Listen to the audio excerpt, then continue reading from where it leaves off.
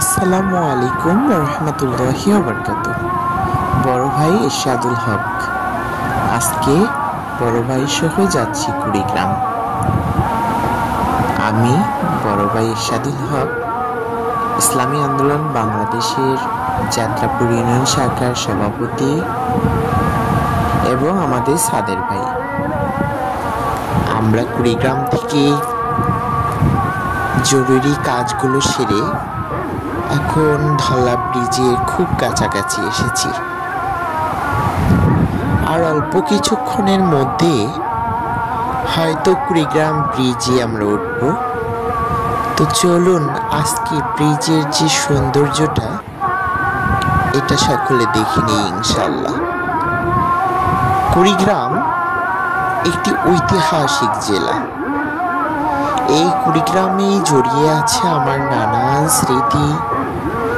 ছোট থেকে বেড়ে ওঠা আমার এই কুড়িগ্রাম শহরেই। এ রাস্তা দিয়েই তো গত কয়েক বছর আগেই তো সাইকেল চালিয়ে কলেজ করেছি, ম্যাচে এসেছি। কত পরিচিত জায়গা, এখন কতই না পরিবর্তন হয়ে গেছে জায়গাগুলো। আগে এত দোকানপাট ছিল না, এখন অনেক দোকানপাট হয়েছে। যাই হোক, আমরা ধল্লা ব্রিজের খুব কাছাকাছি আসলাম। এখন আলহামদুলিল্লাহ আমরা ধল্লা ব্রিজের সৌন্দর্য আপনাদেরকে দেখাবো।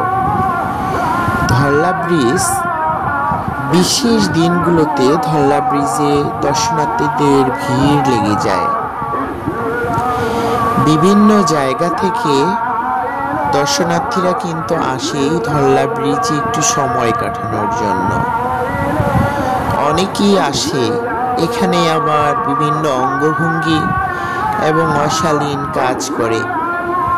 এগুলো বর্তমান কুড়িগ্রাম জেলার সম্মানিত প্রশাসকবৃন্দ একটু সতর্ক এবং সঠিকভাবে নজরদারি করার কারণে এবার ঈদুল ফিতরে সেই রকম সুযোগ সুবিধা তারা পায়নি। এই জন্য সম্মানিত প্রশাসন মহোদয়কে আমি ধন্যবাদ জানাচ্ছি।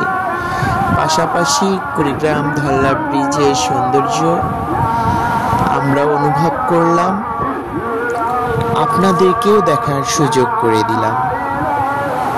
যারা কুড়িগ্রামের বাইরে থেকে দেখতেছেন, আপনারা একটি বারের জন্য হলেও পরন্ত বিকেলবেলা পরিবারের সদস্যদেরকে নিয়ে একটু ঘোরার জন্য আসবেন। দেখবেন আপনার মনটা ফ্রেশ হয়ে যাবে ইনশাআল্লাহ। এই ধল্লা ব্রিজ একটি ঐতিহাসিক ব্রিজ।